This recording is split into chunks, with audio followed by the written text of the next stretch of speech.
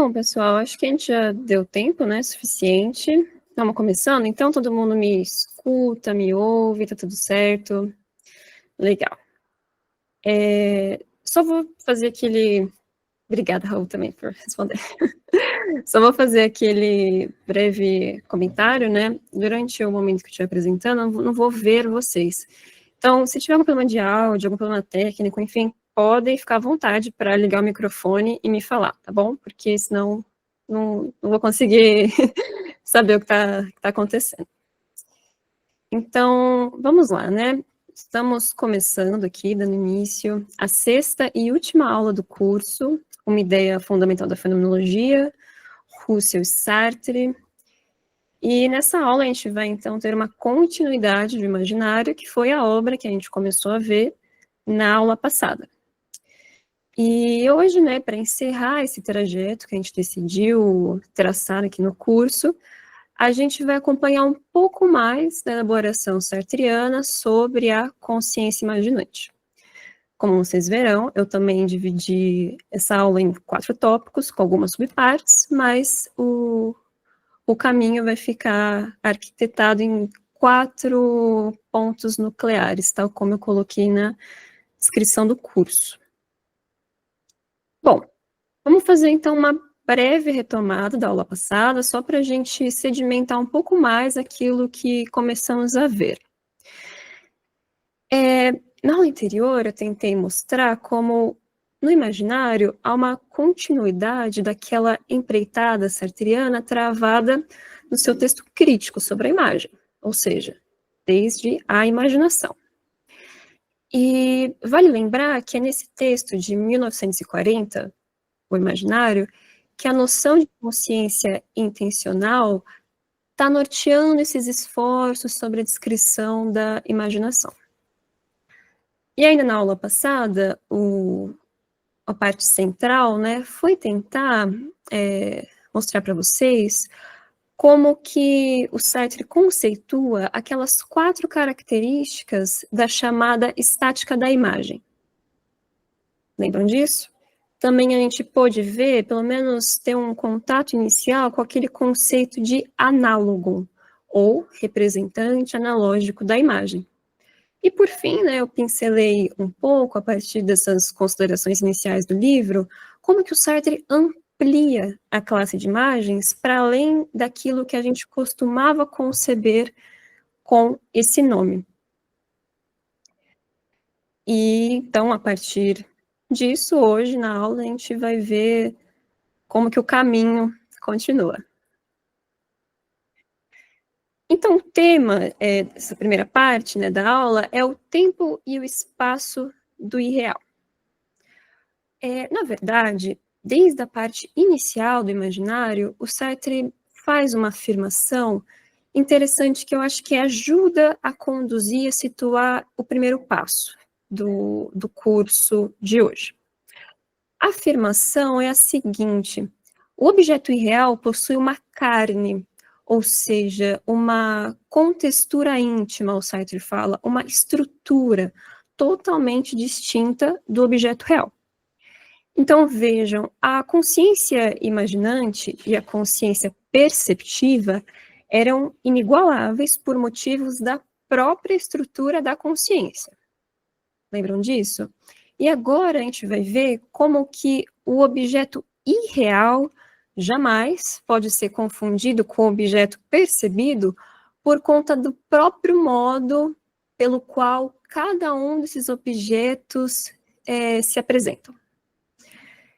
E isso, na verdade, embora já tenha esse gancho na parte inicial do imaginário, ali no meio das linhas, esse tema aparece melhor esmiuçado pelo Sartre somente na 4ª parte da obra. Então, só para anunciar para vocês que eu vou considerar elementos desse momento do livro. E, bom, como vocês podem ver, essa distinção entre objeto real e irreal fica posta já quando Sartre fala do fenômeno de quasi-observação. Esse fenômeno que é intrínseco à visada do objeto imaginado. Mas isso não era exatamente suficiente para satisfazer essas exigências da empreitada sobre a imagem, tomada nesse sentido intencional, consciência, objeto. Porque ainda falta esclarecer como que esse objeto, que não nos ensina nada, também possui uma espécie de tecido constitutivo, né, aquela carne que eu havia mencionado, que faz com que ele exista de uma maneira determinada, que faz com que ele exista como pertencente a essa irrealidade que tanto é mencionada. Até rimou, vocês veem que a aula sempre começa com uma sonoridade, assim, e quem sabe isso já deu uma pista também do que a gente vai considerar um pouquinho mais à frente. Mas, de todo modo, hoje a gente vai tentar entender como é que é posta essa estrutura íntima do objeto irreal, e depois a gente vai tentar ver o desembocar disso na explicação sartriana sobre a obra de arte. E esses são, então, os dois movimentos iniciais da aula, e ainda, né, a gente vai tentar entender de forma muito modesta, é claro, como que essa explicação sobre a consciência imaginante abarca uma teoria da liberdade de Sartre atrelada a esse período de escritos que estamos considerando. Período, como eu já mencionei, o Álvaro já mencionou, do chamado Jovem Sartre. Muito alinhado, né, pelo menos tentando estar alinhado às bases da fenomenologia de Husserl. Certo? Então, esse é o plano de hoje. Coloquei aqui no slide, né, esses principais tópicos, e vamos lá, mantendo esse slide. Vamos considerar primeiro o espaço do irreal. Deixa eu só confirmar.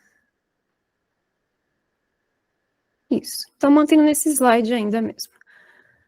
Vamos começar aqui vendo então um pouco desse espaço do irreal, retomando o exemplo do nosso querido amigo Pierre, que a gente pôde conhecer na aula passada. Vamos pensar comigo, desejo ver Pierre, mas Pierre está ausente. Ele não pode estar aqui, diante de mim, ao meu lado, etc. Então eu imagino Pierre. Eu faço com que ele me apareça irrealmente. Só que quando eu faço isso, é quase como se eu tentasse saciar a minha sede com a água do mar. Vocês conseguem entender o porquê? Será? Quando eu imagino Pierre, é como se eu tentasse saciar a minha sede com a água do mar. Por que isso? Porque por mais que eu imagine Pierre e tente matar a minha saudade dessa forma, fazendo com que ele apareça irrealmente, ele continua ausente. Então, o Sartre, né, a esse respeito, faz uma afirmação importante que eu retomo aí no final do slide, que é a seguinte: o objeto irreal está presente, mas ao mesmo tempo está fora de alcance. Tá, e o que significa estar fora de alcance? Nesse caso, significa que o objeto fruto dessa consciência capaz de imaginar possui um espaço e um tempo completamente distintos do real. Então, com isso, a gente pode dizer que esse Pierre irreal está submetido a determinações espaço-temporais que são constitutivas dessa noção de realidade que está em jogo aqui. Então, isso é importante de frisar. Não é como se o objeto irreal fosse um objeto que compartilhasse das mesmas condições espaço-temporais dessa realidade que percebemos. Isso é justamente muito importante porque aponta para a ideia de que o objeto irreal não é uma cópia do real.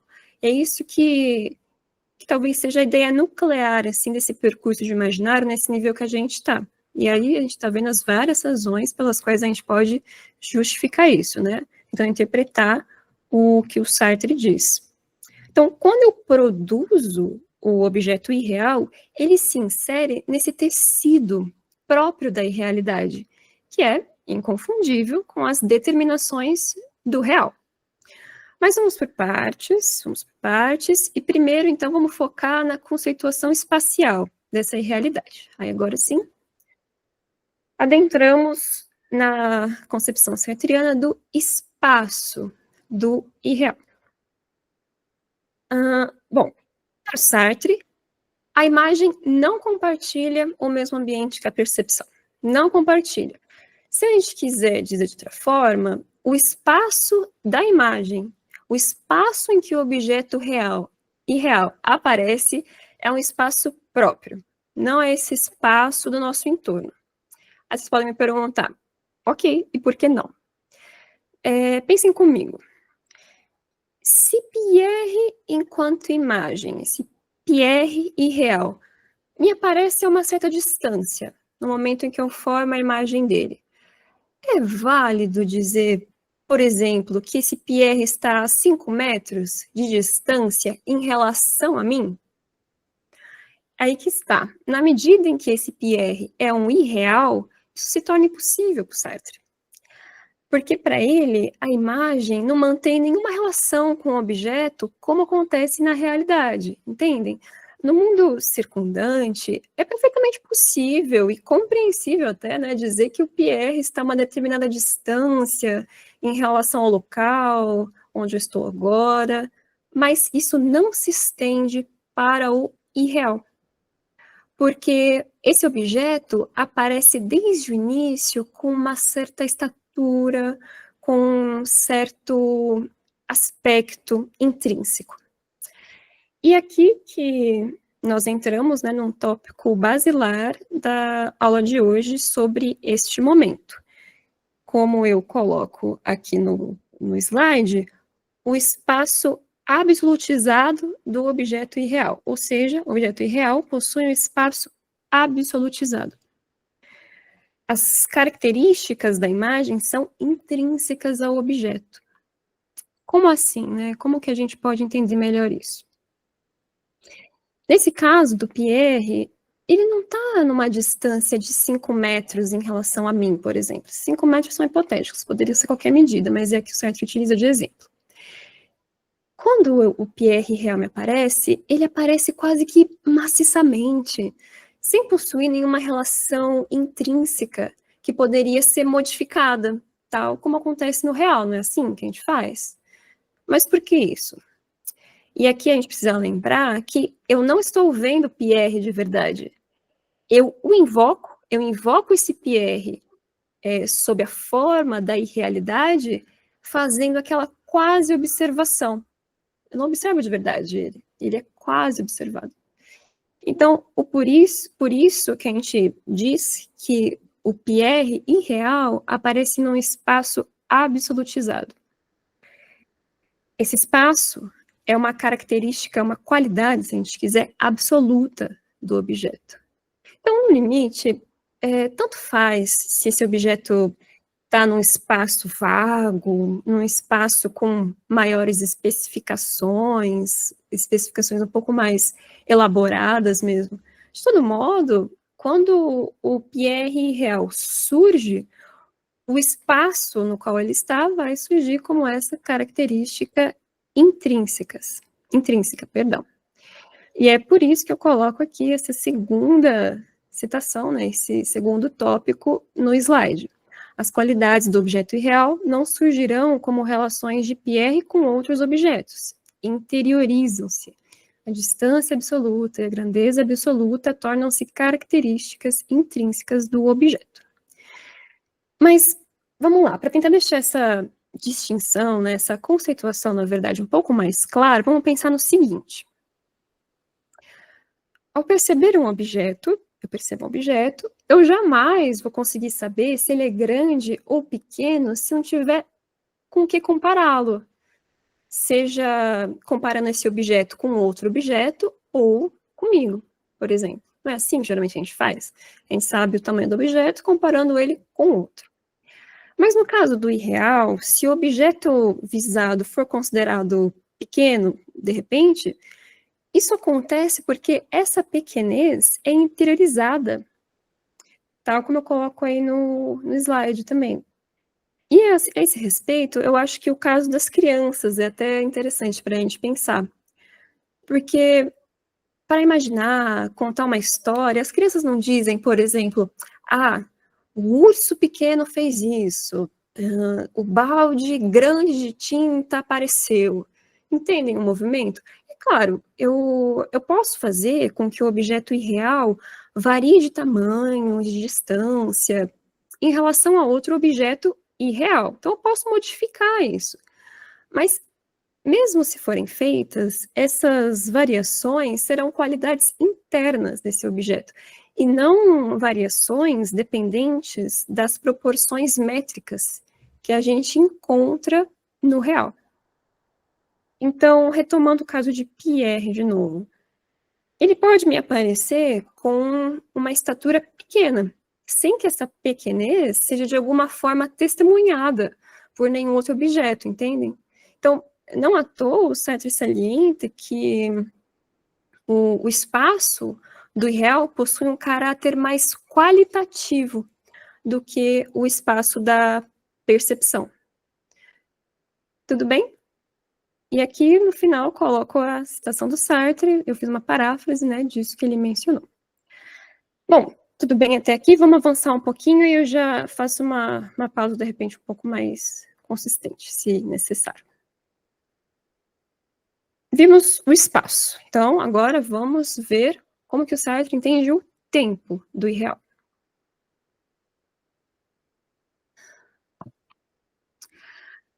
Sim, para falar a verdade, né, praticamente as mesmas considerações feitas sobre o espaço irreal também serão válidas aqui.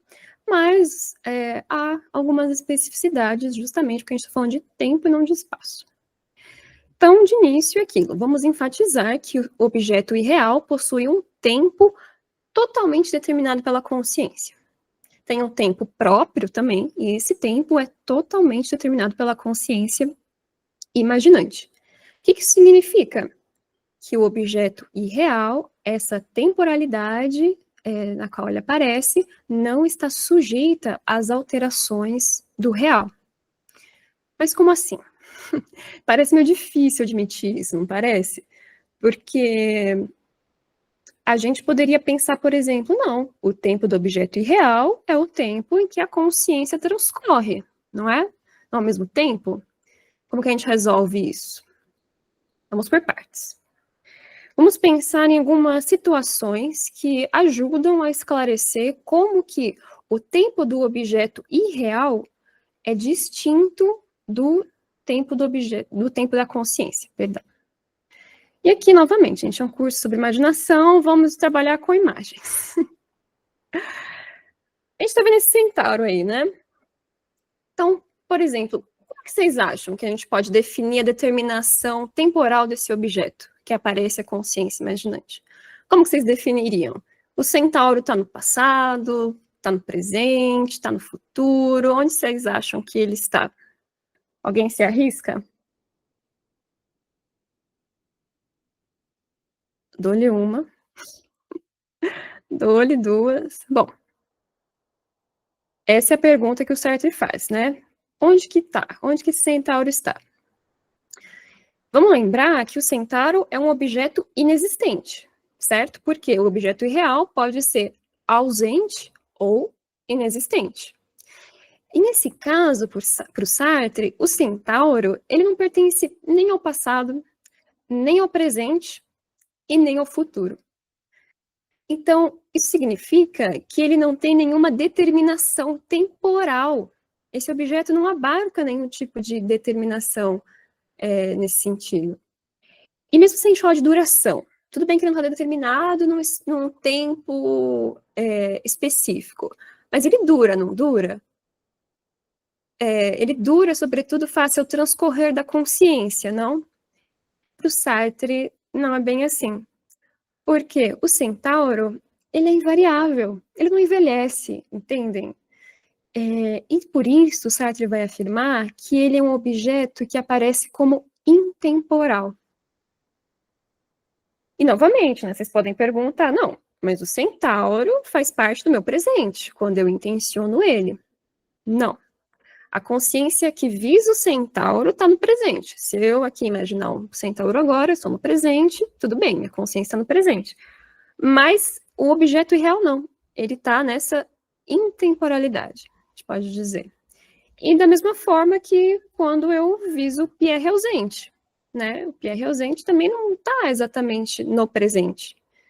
A minha consciência, sim, o objeto irreal, não. Isso significa que esses objetos irreais, ausentes ou inexistentes, estão para além desse presente no qual eu os imagino. Vamos pensar em outro exemplo aqui, para tentar ilustrar um pouquinho mais. O sorriso de Pierre.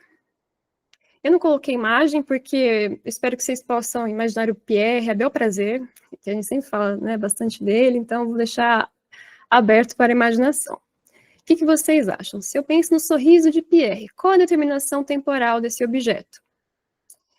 De uma forma parecida com o caso do centauro, mas não totalmente idêntica, o Sartre vai falar que o sorriso do Pierre é uma síntese intemporal de todos os sorrisos que o Pierre já deu e que me marcaram, por exemplo. Então, olha, não se trata do sorriso que o Pierre deu ontem, nem que ele deu hoje tomando café da manhã comigo, por exemplo. Não é isso que está em jogo. Quando eu imagino o sorriso de Pierre, eu me refiro a vários sorrisos que o Pierre já deu e que me marcaram. É isso que eu quero atingir. Então, aqui, né, o sorriso irreal de Pierre também não tem uma determinação temporal baseada naquelas 3 modalidades, passado, presente e futuro. Mas ele comporta uma duração particular, né, porque está em jogo essa síntese dos vários sorrisos que o Pierre já deu, que eu conheço e que eu quero atingir. Tudo bem? Espero que sim, porque não para por aí. Se o centauro e o Pierre permanecem imóveis face ao fluxo da consciência, é possível que o extremo oposto também aconteça. Então, retomando aqui até um pouco aquilo que o Israel comentou nas aulas passadas, há casos em que os objetos irreais transcorrem numa velocidade muito maior do que a da consciência, como no caso do sonho, por exemplo, não é assim? Todo mundo aqui já deve ter tido um sonho que pareceu ter durado dias. Ou se foi um pesadelo que durou muitas horas, né? Principalmente se tivesse sido um sonho ruim. Mas no final o sonho tinha durado poucos minutos, aqueles eternos poucos minutos. Então vocês conseguem entender a diferença? O tempo da consciência e o tempo do objeto irreal não necessariamente coincidem. Então, é isso que está em jogo aqui por certo, para a gente tentar diferenciar. E claro, aqui também, no limite, o Sartre está falando o seguinte: a apreensão do objeto irreal implica a aniquilação do real. Se eu viso um objeto irreal, eu não posso simultaneamente visar um objeto real. Mas a gente vai ver isso um pouco mais à frente em detalhes. Vamos focar nessa questão temporal ainda. E eu falei dos casos, né, transcorrer da consciência, e ainda há situações intermediárias. Por exemplo, não é perfeitamente possível que o objeto irreal possua uma duração paralela à duração da consciência? Como assim?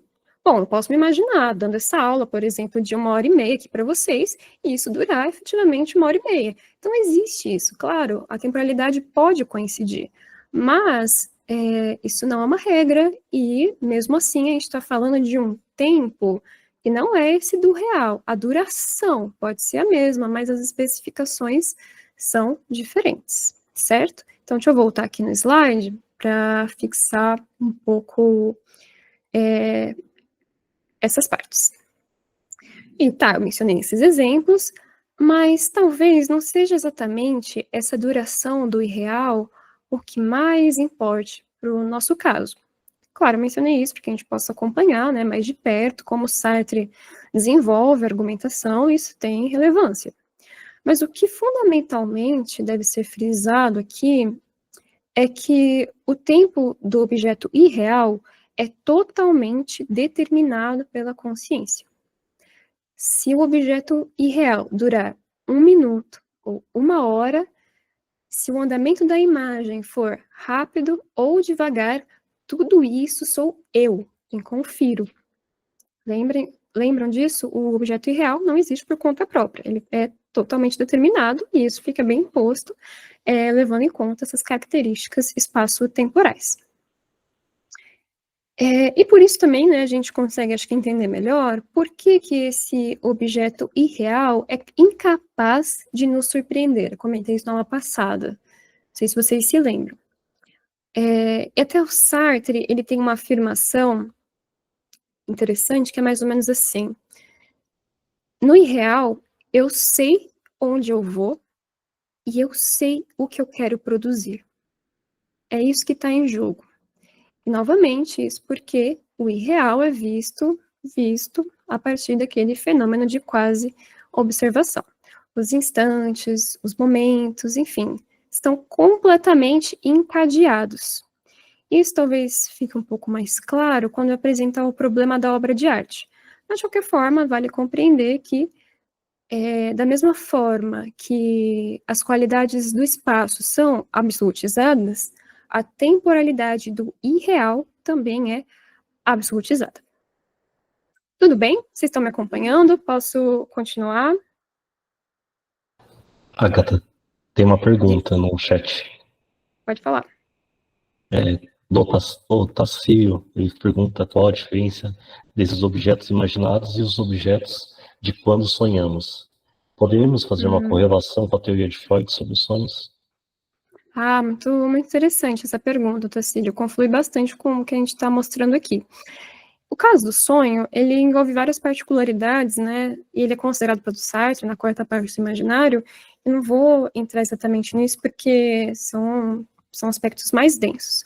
Mas sobre a sua pergunta, é interessante porque, assim, para o Sartre, a consciência que sonha é a consciência imaginante. Então, o sonho é a produção de um irreal. E ele vai dizer o seguinte: no caso do sonho, a consciência imaginante, ela está encantada pelas suas criações irreais. Então, a gente sonha, a gente tem várias imagens, né, ali mais ou menos encadeadas, e aquela coisa, né, o sonho às vezes é uma loucura. Mas isso tudo acontece porque a consciência imaginante é como se fosse uma feiticeira que se encanta com o seu próprio feitiço. E aí não tem correlação com o caso do Freud. Por quê? Primeiro, para o Freud, a inconsciente, né? A gente sonha porque a gente tem os resíduos do recalque, né? Salvo engano, mas de qualquer forma, no caso do Freud, é o inconsciente que está em jogo fazendo esse jogo, essas cenas.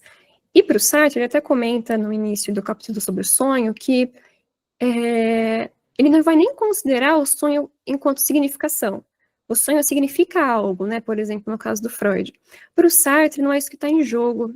E ele se esquiva dessa noção de inconsciente. O Sartre não admite isso, porque a consciência é totalmente transparente, translúcida. Colocar o inconsciente na consciência é torná-la uma estrutura opaca, e é isso que a gente não quer. Então, o Sartre, ele está sempre tentando refutar e se afastar dessa ideia de inconsciente. E o caso do sonho não é uma exceção. Então, é isso. O Sartre considera o sonho enquanto uma função, né, uma das modalidades de existência da consciência imaginante. E não um sonho na medida que ele significa alguma coisa para além daquelas imagens que aparecem. É a consciência imaginante que tudo que ela toca, quase assim, ela faz uma trama, né, irreal. É isso que está em jogo para ele. Tudo bem? Responde sua pergunta?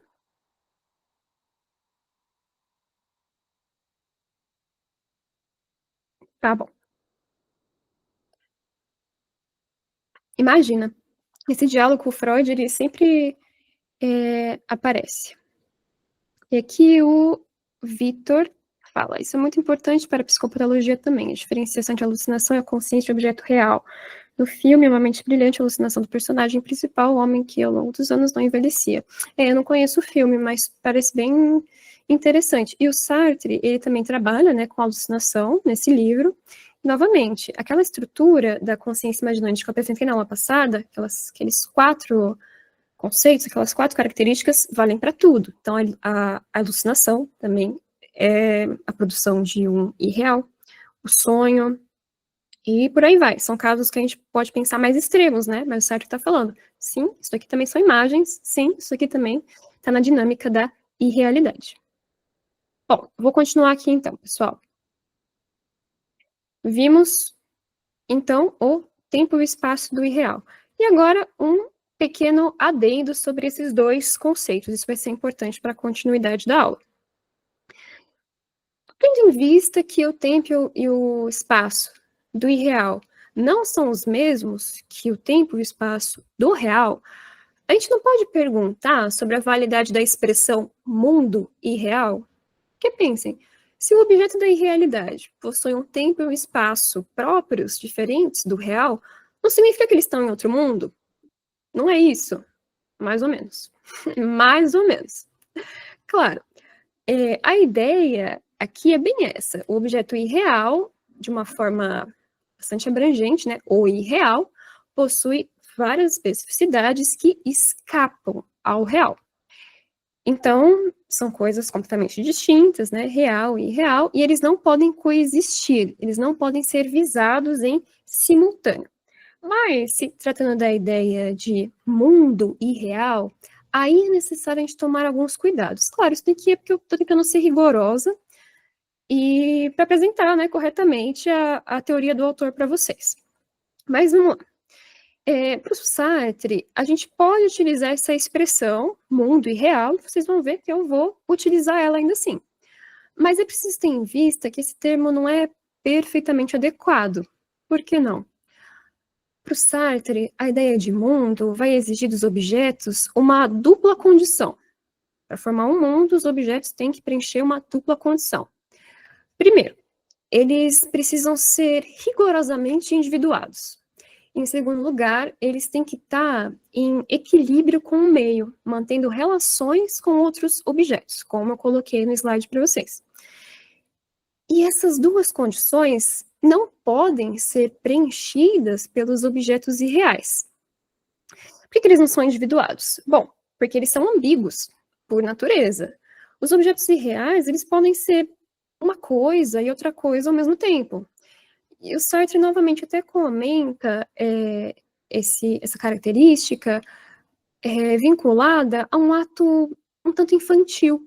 Sabem quando as crianças desenham um rosto, por exemplo, e esse rosto está de perfil e está de frente ao mesmo tempo? Isso me lembra muito aquele desenho da Disney, sabe, Phineas e Ferb? Eles não são meio assim?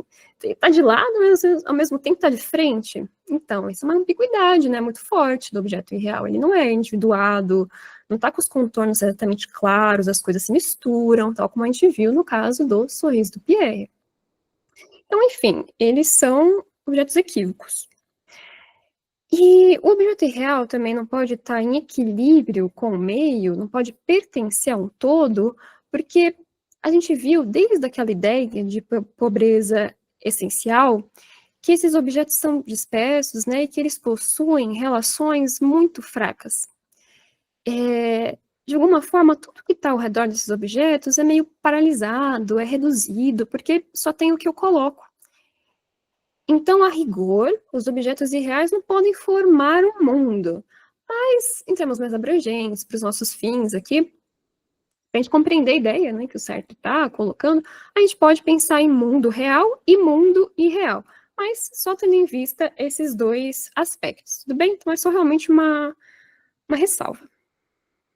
Avançando um pouquinho, a gente chega aqui no segundo tópico da aula de hoje, nesse segundo momento, que eu intitulei, né, no cronograma de O Escape do Mundo.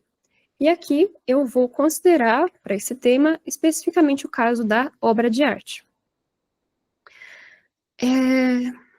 Pensem comigo. Estou aqui falando que os objetos irreais possuem características espaço-temporais absolutizadas, que só há neles aquilo que nós colocamos e nada mais, porque são objetos totalmente determinados pela consciência que os produz, enfim.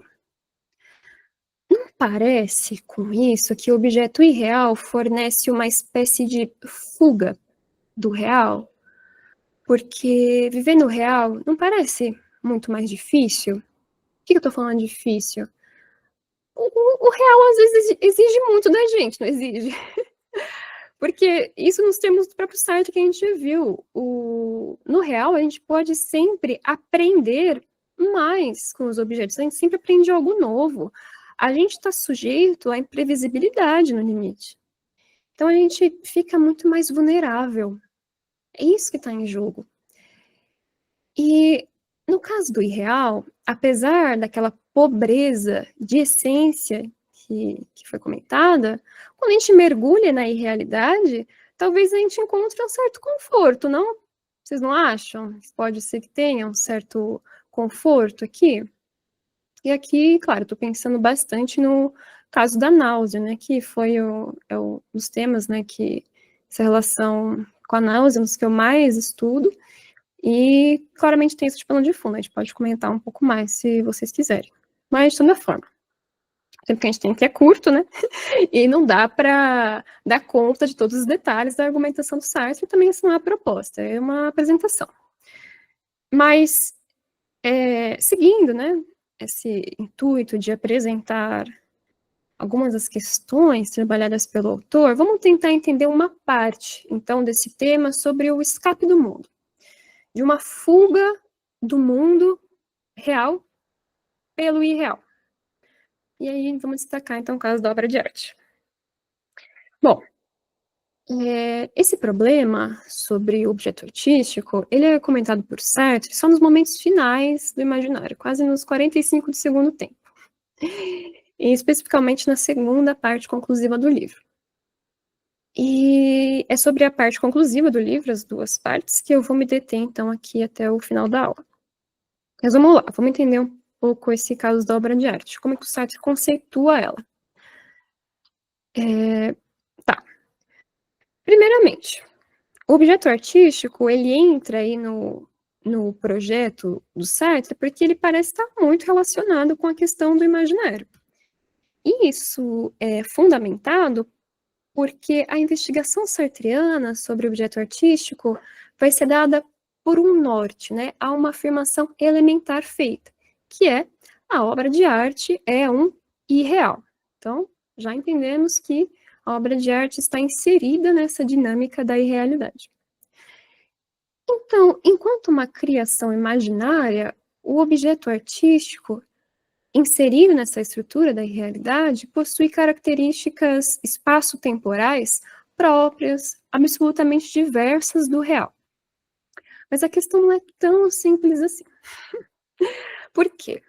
A obra de arte é um irreal que requer um análogo para se manifestar. Então, como a gente viu há longínquos 2 dias, o análogo, ou o representante analógico da imagem, permite a manifestação do irreal. Então, nesse caso, né, trocando em miúdos, o análogo vai ser um objeto real que possibilita a apreensão do irreal. Então, a gente deve compreender o que, fundamentalmente? Que o representante real da imagem, do irreal, né, esse tal do análogo, não é idêntico ao objeto estético propriamente dito. E aqui, eu sei que tem pessoas também que são da filosofia, né, e tal, só para dizer que esse termo estético se refere à arte mesmo, à obra de arte, que é um termo que circula muito por aí, né, que podem ter várias conotações, e aqui, no caso, eu estou usando objeto estético nesse sentido, o objeto artístico, o objeto das nossas contemplações, que eu vou dizer estéticas porque estão relacionadas ao belo, essas características de fruição, tudo bem? E para ilustrar um pouquinho mais isso, o que eu estou querendo dizer aqui, vamos trabalhar com exemplos. Vamos pensar o caso da pintura primeiro. E o exemplo que o Sartre trabalha é o famoso retrato, quadro de Carlos VIII. Então vamos lá. Vendo o quadro de Carlos VIII, a tela, esse objeto real que eu percebo é apenas o análogo material que permite a manifestação do objeto estético. Qual que é o objeto estético? Carlos VIII. E a gente pode tentar clarificar um pouco isso a partir de uma conjectura. Vamos supor que esse referido quadro, né, o quadro do Carlos VIII, está exposto num lugar e acontece um acidente. Esse lugar começa a arder em chamas, está pegando fogo. O incêndio acaba se alastrando tragicamente, e tão logo que acontece, o quadro começa a ser consumido pelas chamas e é deteriorado. Não sobra nada. O quadro se perdeu aí nesse incêndio. Do ponto de vista do objeto irreal, o que isso significa? Significa que não é a imagem de Carlos VIII que queimou, que se deteriorou, mas sim e apenas o seu suporte material que possibilita a manifestação do objeto estético. Então, o quadro, a tela, entende? A tela queima, a tela se aniquila. O objeto estético, o que estava figurado na tela, não. Por quê? Na medida em que é um irreal, essa figuração do Carlos VIII não está submetida a nenhuma modificação desse mundo que nos circunda. A imagem, ela é dada num certo algures, para usar uma palavra chique. Então, nesse algures, assim, suscetível apenas a modificações irreais. E a partir disso, a gente pode compreender por que a apreensão estética, certo? Essa captura do objeto irreal pela consciência imaginante, não pode ser feita pela percepção. Mesmo se eu estiver ali diante do quadro, antes dele queimar, né? Nossa, eu quero muito ver, quero contemplar esse quadro, e eu estou olhando muito para a tela, estou me dedicando a ver os detalhes das camadas reais de tinta, as granulações do verniz. Não importa, a gente não é capaz de aprender pela percepção esse objeto que a gente vai dizer, nossa, é belo, é gracioso, é pintado com maestria, enfim. E essa incapacidade, vejam, não é porque o irreal está escondido pelo quadro, alguma coisa assim. Não, é simplesmente porque o irreal não pode ser desvelado pela consciência que percebe. Conseguem acompanhar esse movimento? O quadro é um irreal, o objeto estético figurado no quadro é um irreal. Então, isso só pode ser aprendido pela consciência imaginante. O real é aprendido pela consciência que percebe. Então, isso significa que o objeto das nossas apreciações estéticas, ele só aparece no momento em que a consciência imaginante entra em cena. Em outras palavras, se a gente quiser, o ato intencional que aprende a irrealidade necessariamente, vejam, necessariamente, exclui o ato que aprende, ou que aprenderia, a parte material da obra.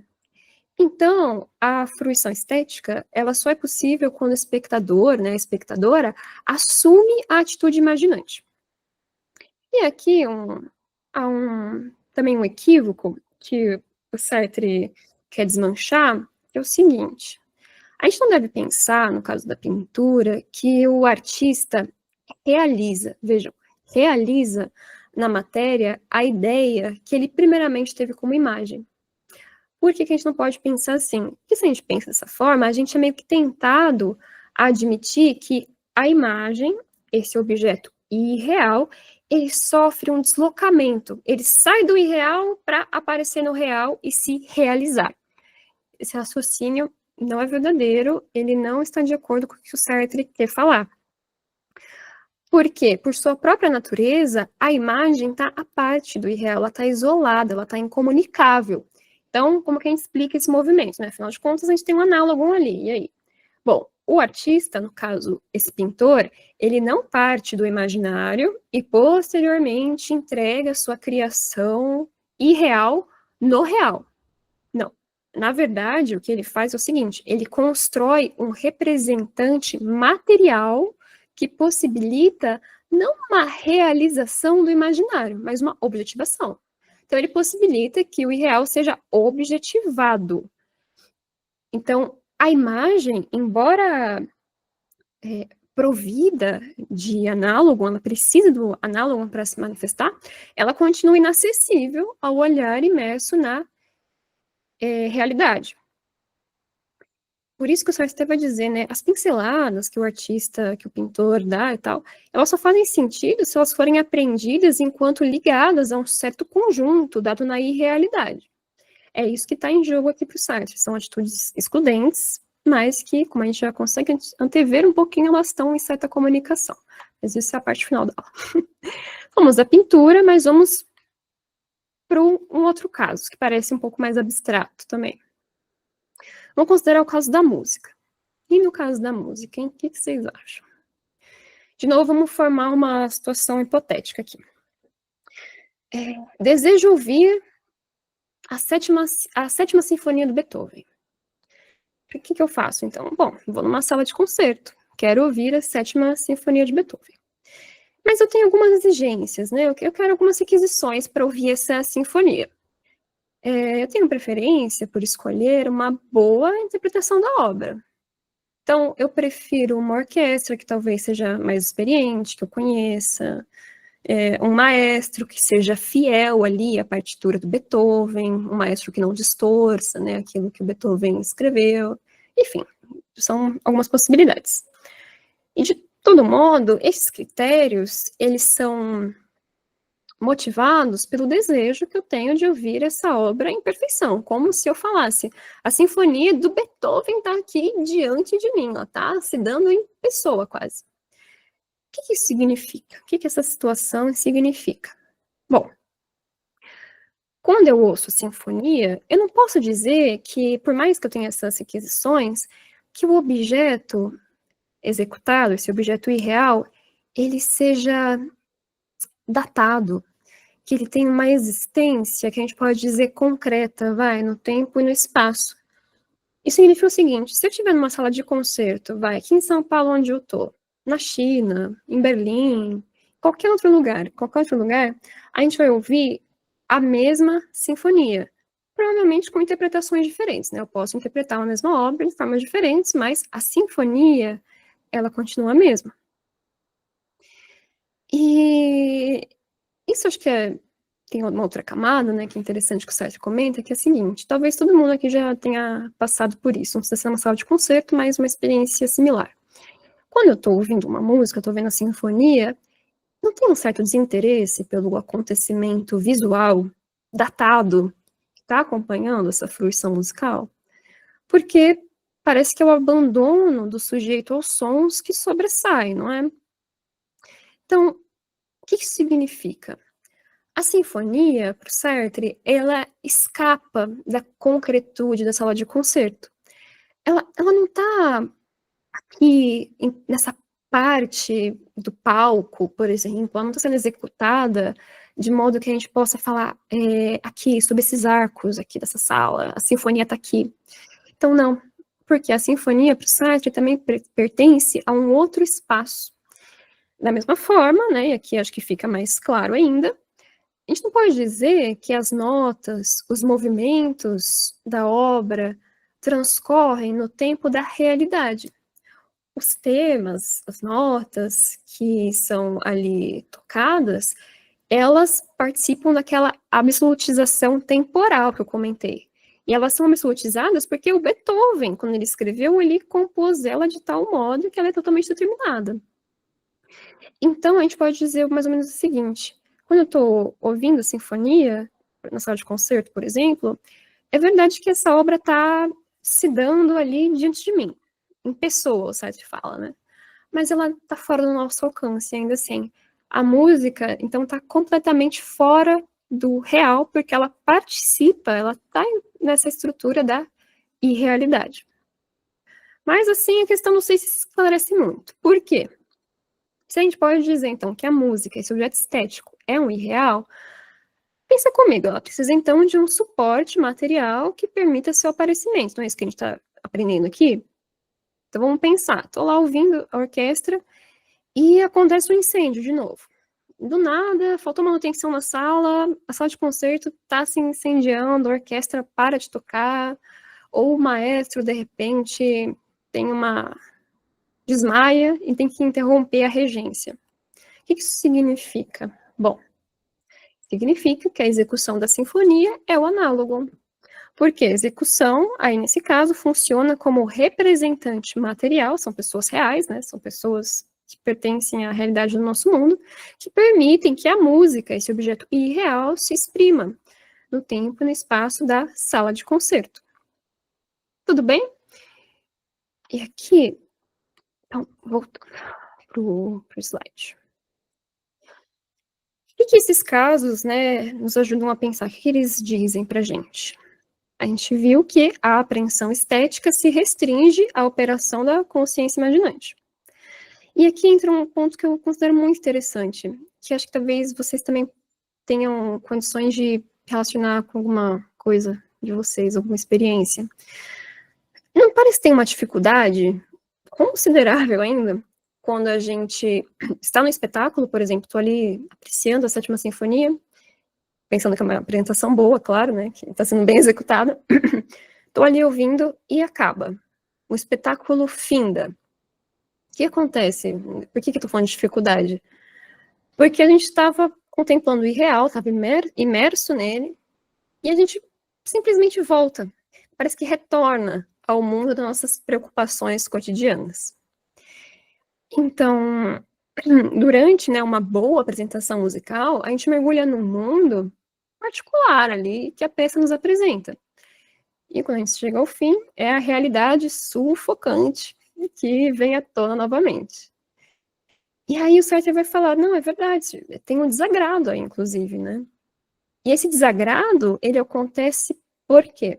Porque a gente está experimentando, no caso, uma sensação que é como se fosse de passagem do mundo imaginário, lembra? Mundo imaginário, mundo irreal, para o mundo real. Mas como a gente viu que essa expressão não é exatamente adequada, esse mundo irreal usado só por comodidade para a gente entender aqui o movimento do Sartre, a gente vai dizer o seguinte, que essa dificuldade, esse desagrado que a gente sente de confindar de uma boa apresentação, voltar ao mundo real, a rigor, o que a gente está fazendo é sair da atitude imaginante da consciência para assumir a atitude realizante. Então, não necessariamente passando de um mundo a outro. E aqui eu comentei, né, de início o caso da náusea, só fazer uma pequena ponte aqui, que até o Álvaro, na aula dele, trouxe um excerto, que eu não coloquei aqui, mas que é muito interessante. O Roquentin, né, ele descobre a contingência de uma forma que ele não gostaria, né, uma coisa que rompe mesmo, e a contingência é esse real, excessivo, né, tudo pode acontecer, tudo é imprevisível, mas o Roquentin vai falar, a música não. O jazz, né, que ele escuta, ele acalma justamente essa sensação da náusea, ele dissipa, melhor dizendo, a náusea, porque a música não está nessa dinâmica da realidade, a música está para além disso. E se o real é totalmente imprevisível, ele é contingente, a música não. A música é determinada de ponta a ponta. Cada nota chama pela nota seguinte e clama também pela passagem da nota anterior. Então, a música está no encadeamento ali rigoroso, necessário. É um pouco isso também que eu dedico a estudar. Mas, como disse, a gente não pode dar conta de tudo. Então, fica aí só um pequeno paralelo, assim, talvez para a gente pensar juntos também. E pronto, então, vamos para o terceiro tópico. Tudo bem? Vocês estão me acompanhando? Deixa eu ver aqui. O Vitor falou. Peraí. As cenas do Coringa. Por que você sentiu isso, Ramon? Se quiser falar mais no final também, ali, abrir o microfone aqui, eu vou tentar responder algumas coisas mais rapidinhas pra gente ficar mais ou menos no tema, mas parece interessante. Como um clipe musical poderia ser pensado, visto nessa perspectiva? Então, o Sartre, né, como ele viveu em outro tempo, ele não está falando exatamente dessas condições digitais. Mas, se a gente for, talvez, transpor um pouquinho para nossa época, né, conhecendo já outros exemplos, talvez o clipe, ele é visto por um aparelho, né? Por exemplo, na televisão, o clipe está passando na televisão. E a televisão é o quê? Um análogo. Ela é um objeto real que está permitindo a manifestação do irreal, da música. O clipe, ele é interessante, acho que eu entendi melhor o que você quer dizer. Ele também tem as imagens dele, né? Então, o clipe também, ele tem uma produção artística, é uma questão estética também. Então, o clipe, da mesma forma, ele é totalmente determinado, não é determinado, de ponta a ponta, tudo que está ali já foi posto, Então tem essa sucessão de imagens mesmo, das pessoas ali dançando, não sei, da artista fazendo a performance dela, o artista, enfim. Mas de qualquer forma é isso. O clipe, né, a partir de um aparelho, não sei, um celular, uma televisão, ele permite a manifestação da música, do irreal. Então, tem a manifestação das imagens no clipe, exatamente. Então é isso, tem, da mesma forma que tem uma sucessão de, como se fosse um teatro, né? Talvez o clipe, o teatro entra nessa mesma lógica da irrealidade. Tem ali, né, as pessoas na performance e tal, então ali também ser objeto de contemplação estética. E aí, no caso, também está possibilitando a manifestação da música. Peraí, o Ramon foi, Marcela. E a divergência quanto ao que considerar ou não obra de arte? O mictório exposto é o imaginado a partir do percebido que muda o olhar da consciência. É uma questão interessante, né? Pensando no caso do Cham, por exemplo, né? Pensando no urinol, na arte contemporânea, talvez. Até onde eu saiba, como eu estudo mais esse período do Sartre, né? Depois ele fala de algumas outras coisas, né? Nas situações mesmo, de crítica literária, enfim. Mas ele trabalha com outros exemplos. E nesse caso da arte contemporânea, que parece menos abstrato, né, parece mais concreto, eu acho que o Sartre estenderia a mesma explicação, porque veja, não está em questão aqui dizer o que é ou não arte a partir do gosto, porque aí a gente faz até um certo juízo de valor, né, enfim, faz parte. A gente geralmente fala, não, a arte contemporânea não está à altura de uma outra arte técnica, enfim, não estou falando que você quer dizer isso, tá, Marcelo? Estou falando que essas são questões que aparecem mesmo, isso é normal, faz parte do debate. Mas eu acho que o Sartre diria assim, o urinol, apesar disso, talvez teria algumas especificações irreais que o Duchamp quis representar ali. Mas eu não sei, viu?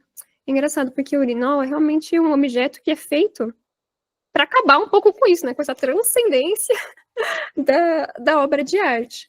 Então, acho que é uma boa questão, assim, a ser considerada. Talvez, então, melhor dizendo, dê para estender, mas pode ser que haja especificidades aí, porque a ideia é quebrar com essa proposta, mas para o Sartre é uma estrutura, toda obra de arte é um irreal manifestado por um real.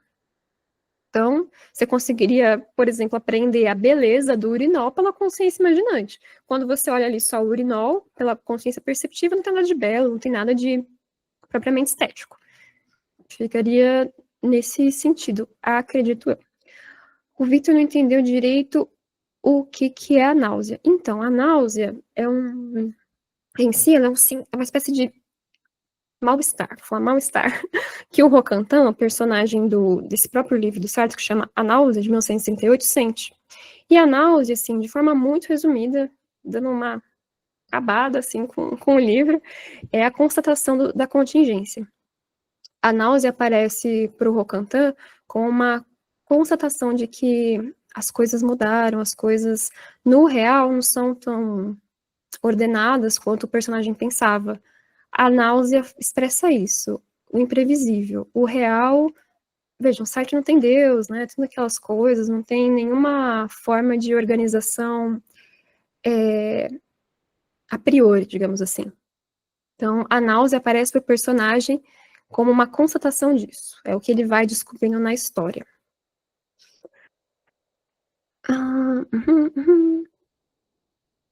Ismael, no caso de uma pessoa que olha para uma foto dela mesma no passado, o objetivo o objeto, talvez, né, que ela visa é real ou irreal? A pessoa no passado seria um análogo dela mesma no presente? É uma boa questão também, Ismael. Então, aí no caso, a gente precisa fazer uma distinção, que eu vou fazer aqui de forma também rápida. Imaginar não é lembrar. O Sartre faz essa distinção. Consciência imaginante não é a lembrança, não é a memória. Por quê? No caso da lembrança, é isso mesmo que você falou, né? Tá no passado. O irreal, ele não necessariamente tem essa estrutura. O irreal é meio que assim, peguei uma foto minha, que tá no passado, tudo bem. Mas não estou aqui formando na minha consciência imaginante, não estou querendo, como se posso dizer, talvez evocar esse passado. Eu tô lembrando daquele dia, nós tiramos aquela foto em frente à ponte e tal. Não, aí no caso vai ser a consciência imaginante, vai ter essa função de análogo, quando eu usar essa foto para realmente imaginar, para pensar uma série de coisas que não aconteceram, talvez pudessem acontecer, mas enfim, tem mais esse sentido de fazer escapar desse tempo no qual o objeto ali figurado, né, vai um retrato meu, um retrato de qualquer outra pessoa, é figurado. Por isso que o Sartre até usa o exemplo da fotografia, do caso do Pierre, novamente, nosso querido amigo Pierre, para explicar a estrutura da consciência imaginante. Então, eu estou pensando no Pierre, no que ele está fazendo agora em Berlim, sei lá. Mas quando eu faço só a representação mental dele, sem nenhum auxílio, nenhum suporte material, isso parece meio fraco e tal. Mas quando eu olho a foto, tem elementos que dão mais precisão para esse irreal, mas não significa que eu esteja me limitando a tentar reproduzir o passado. Eu estou realmente tentando imaginar o Pierre, que ele está fazendo agora, em outro lugar, e essa fotografia dele ajuda a trazer mais precisão, talvez, para os contornos do rosto dele, talvez os contornos do meu próprio rosto. Então, é nesse sentido, tudo bem? A consciência que imagina não é a consciência de memória. Então, vou responder aqui a última pergunta do Arthur e eu vou dar continuidade, para a gente acabar essa aula hoje. Nesse jovem Sartre, a cisão entre o real e o irreal é mais aguda do que em outras filosofias, como de Hume, em que impressões e ideias estão em um mesmo nível. Falando sobre arte, o objeto estético estaria imerso no irreal. Pode exprimir o real? Como acontece essa cisão? Peraí, deixa eu ver. Falando sobre arte, o objeto estético, estando imerso no irreal, pode exprimir o real? Como acontece essa cisão? Não sei se eu entendo exatamente o que significa o objeto irreal exprimir o real, Arthur. Se você quiser comentar, eu posso retomar isso depois. Mas só para comentar um pouco do início da sua questão, o Sartre é muito crítico do Hume. Então, quando a gente está falando aqui que o objeto irreal não é uma cópia, não é uma reprodução do objeto real, do objeto percebido, o Hume com certeza está encabeçando esse debate. Tanto que o começo do imaginário é ele falando isso. Porque para o Hume é isso, né? As ideias, não? Elas são cópias, né, enfraquecidas das impressões. Salvo engano é isso, faz um tempo que eu vi o Hume. Mas é um pouco isso, né? Uma percepção fraca. Então, é isso que o Sartre quer combater também. E só no caso da cisão, o irreal é isso, ele tá num outro tempo, num outro espaço, e eu consigo atingir esse irreal por conta desse representante real. E aí, acho que sua pergunta de cisão, ela faz bastante sentido aqui, porque, então, a gente está falando que tem uma relação entre os dois? Pois é. É isso que essa próxima parte da aula vai tentar responder. Na verdade, vou apresentar as bases, a última parte da aula vai tentar responder. Vamos ver se ajuda um pouco, Arthur, mas se não tiver ficado claro, se quiser comentar mais coisa, manda ver, tá bom? Então, vamos lá.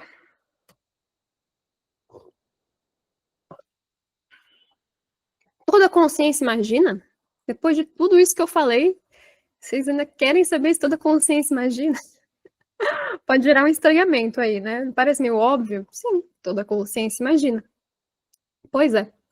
Mas parece que é com esse tipo de pergunta que a filosofia deve se ocupar, e na perspectiva do Sartre, sobretudo a fenomenologia. Nesse caso, sobre a imaginação, sobre a imagem. Então, vamos lá. A questão que encabeça esse penúltimo tópico da aula pode ser expressa da seguinte maneira. Seria a função de imaginar essencial ou contingente à consciência? Dito de outra forma, é necessário a natureza da consciência que ela seja capaz de imaginar ou não? Imaginar não é uma função essencial, e sim uma espécie de acessório da consciência. É isso que está em jogo. E é isso que eu coloco aí no primeiro tópico do slide, nas palavras do Sartre. Eu não vou ler porque eu parafraseei isso que ele está querendo dizer. É interessante porque se para o Sartre, né, a gente fala que não, imaginar é uma função contingente. Não é essencial que todas as consciências imaginem.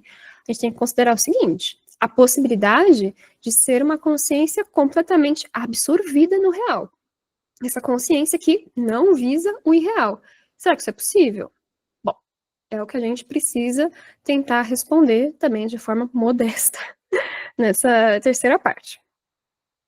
E eu considero que esse tópico ele é importante aqui para os nossos objetivos por dois motivos, ao menos por dois motivos. O primeiro, como o próprio Sartre mencionou no texto, essa questão poderia ser resolvida pela redução fenomenológica. Voltou à redução fenomenológica. A gente está falando de tempo e espaço do irreal, de obra de arte, só assunto, sabe, só assunto mais leve, digamos assim, dentro do possível. Agora a tal da redução fenomenológica voltou. Enfim, para o Sartre, essa questão, se a consciência, toda consciência imagina ou não, poderia ser resolvida pela epoquê.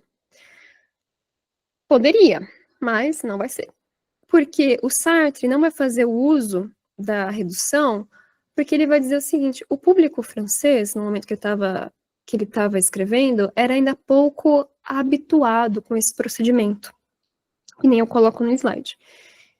Então, vejam, tentem lembrar comigo. Na introdução da obra, o Sartre utiliza a redução eidética. Eidos, essência. Ele quer fixar e descrever a essência da imagem. Vimos isso, muito bom. Mas agora, no final do livro, interrogar sobre esse caráter contingencial ou essencial da imaginação em relação à consciência exige uma mudança de método. E aqui, por isso, né, a redução fenomenológica poderia ter o seu lugar. Mas até o Álvaro já mencionou isso, né, que eu retomo. Como tem um comentador, né, brasileiro, Luiz da Montinho, ele comenta, o Sartre se esquiva da redução fenomenológica devido à ignorância dos franceses. Mas, enfim, pela redução, pela epoquê, ou não pela epoquê, essa questão precisa ser resolvida. E aí, para isso, o Sartre vai partir, então, de uma questão, de uma interrogação nuclear que pode ser mais acessível para os leitores na concepção dele, que é a seguinte: o que uma consciência deve ser para poder imaginar? É o terceiro item do slide, né? É isso que a gente vai tentar, então, vamos tentar partir um pouco desse núcleo. Para ver, né, então, se a essência da consciência envolve o imaginário ou se isso é algo que pode ser descartado. Esse é o primeiro ponto, porque toca no tema da redução, foi isso que o Israel começou falando para a gente nas aulas sobre Rússia, para vocês verem, então, esse contato, né, do Sartre com a fenomenologia husserliana, serve para isso também. E tem o segundo ponto, que diz respeito a uma retomada explícita, uma crítica, que o Sartre faz à psicologia. A gente já passou também muito brevemente, né, por isso, mas para o Sartre, o problema das especificidades da imaginação não atinge os psicólogos, sobretudo os psicólogos franceses, que é com quem ele está dialogando, porque eles são vítimas daquela ilusão da imanência, daquela metafísica ingênua da imagem que a gente viu lá na imaginação. Ou seja, se toda a imagem é uma cópia imperfeita da percepção, e aí linkando com a pergunta do Arthur, todas as imagens aparecem apenas como sensações remanescentes. Então, o problema sobre o modo específico de existir da imagem não tem vez, entendem? Se os psicólogos eles assumem essa herança dita metafísica, né, essa herança da filosofia, e aí então não tem por que falar como que a imagem existe, qual que é esse modo específico, porque eu tô falando, não, é tudo cópia da percepção mesmo.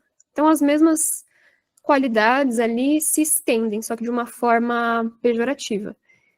E é isso que o Sartre não está fazendo. Portanto, se a gente quer considerar a imagem, né, como um objeto irreal, que tem um tipo de existência radicalmente distinto da forma como o objeto real existe, a gente tem que lidar com essas questões mais complexas. E a primeira camada dessas questões mais complexas, que orbitam sobre esse problema de se a consciência imagina de forma necessária ou não, já começa a aparecer.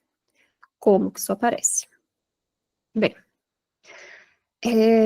até aqui, A gente já entendeu, eu espero, que a consciência imaginante visa o objeto irreal e a consciência perceptiva visa o objeto real. Muito bom. Mas o que a consciência deve ser para ela colocar sucessivamente objetos reais e irreais? Entendem? A gente sabe já que a consciência faz isso. Ah, aqui, percebo, real. Imagino, irreal. Mas o que essa consciência, o que essa estrutura tem que ter para que ela possa fazer esse movimento sucessivamente? Sabe? A própria estrutura da consciência, por que ela permite isso? Todas as estruturas permitem isso? Essa é a questão aqui em jogo para o Sartre. E vamos então resolver ela. Vamos tentar, pelo menos, apresentar como que o Sartre encaminha esse problema. E, para isso, o Sartre retoma aquela terceira característica da imagem longínqua também, que a gente viu na primeira aula, na vulgo antes de ontem. A gente sabe, né, que a consciência imaginante coloca um objeto como um nada, certo? Objeto como nada, o quê? O objeto irreal é não presente ou não existente. Então, a gente viu, visar Pierre é uma maneira de não tocá-lo, de não vê-lo na minha frente. Da mesma forma, esse objeto estético vai Carlos VIII, não pode ser aniquilado ou alterado pelas modificações do real, porque ele está para além disso. Então, olha, sabemos uma coisa muito importante, que aqui é retomada. A primeira condição para que uma consciência possa imaginar é que ela possa colocar o irreal, certo? Consciência pode imaginar porque ela coloca o irreal. São coisas necessárias para que a função imaginante aconteça. Muito bom. Só retomamos o terceiro item da estática da imagem. E é isso. Mas vejam, pensem comigo. Se o objeto irreal aparece como uma negação, e R não está presente, o centauro está inexistente, não existente, a gente tem que considerar a seguinte pergunta. Em relação a que a gente efetua essa negação? Se eu estou falando não existe, não está presente, em relação a quê? A resposta é em relação ao real. Ou melhor, a negação da consciência imaginante, ela é feita em relação à totalidade do real.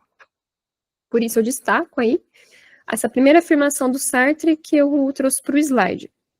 Colocar uma imagem é constituir um objeto à margem da totalidade do real. É manter o real à distância, libertar-se dele, numa palavra, negá-lo. Ou, se preferirmos, negar um objeto que pertença à realidade é negar o real na medida em que colocamos o objeto. Isso pode parecer meio obscuro, mas no fundo é o seguinte. Essa totalidade do real que deve ser negada para que a consciência possa imaginar é o quê? É o mundo. O mundo é a totalidade do real, certo? Totalidade do real, tudo que existe, é o mundo. E aqui a gente vê o tom heideggeriano, né, do Sartre, aí no final do imaginário. Mas, enfim, se vocês separarem bem, então significa que eu só posso criar o irreal na medida em que eu nego o real. E eu nego esse real justamente porque não tem nele aquilo que eu desejo visar. Isso é feito de forma simultânea. Vejam, acompanhem comigo. Eu aprendo o mundo real como uma totalidade que não tem centauro.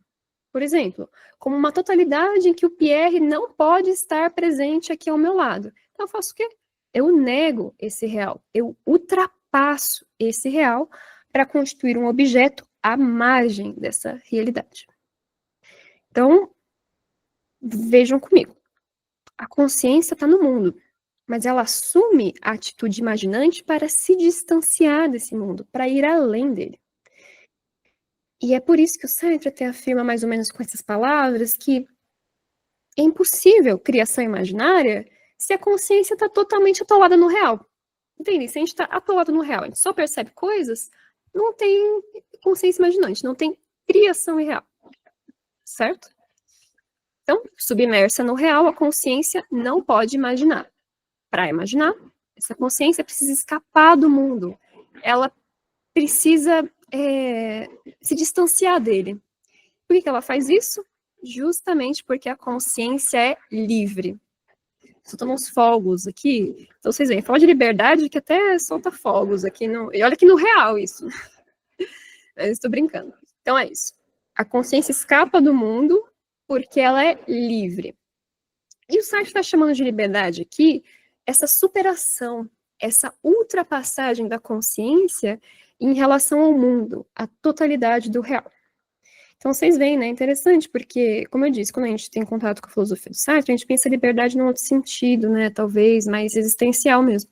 E aqui o Sartre está falando, né, muito antes de conceituar esses outros temas, como que, olha, a consciência imaginante, ela afirma essa liberdade da consciência, porque ela se distancia do mundo, que ela ultrapassa.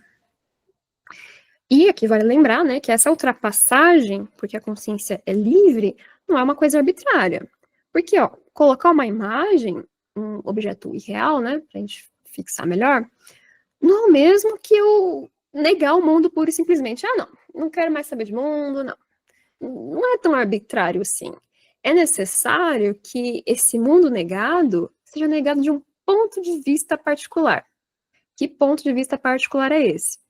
Aquele que permite colocar a ausência ou a inexistência do objeto visado. Então, pensem comigo. Para que o centauro seja colocado, que eu possa visar o centauro, é preciso que eu aprenda o mundo como um mundo em que não há centauro. Certo? Então, a ideia desse ponto de vista particular fica bem marcada. Eu devo aprender o mundo de tal forma que o centauro não tem lugar nele. E a situação em que eu estou no mundo vai, então, servir de motivação para que o irreal apareça. Certo? Eu coloquei tudo isso aqui na forma de citação do Sartre e eu estou fazendo essas paráfrases para tentar deixar um pouco mais claro. Tudo bem, pessoal? Estão vivos? Estão vivos. A liberdade tinha cantado mesmo, tinha até explodido. Então, Ah, ótimo.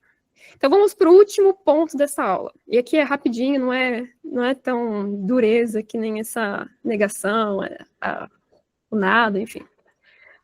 Realidade imaginária, irredutíveis, porém inseparáveis. Chegamos nesse ponto.